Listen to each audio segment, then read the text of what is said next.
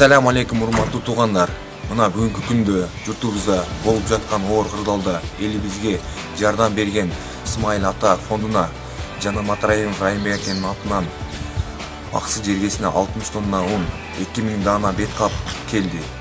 Ушундай оор абалда Кыргызстандын бардык элдерине жардам берип жатасыз. Сизден Кудай ыраазы болсун.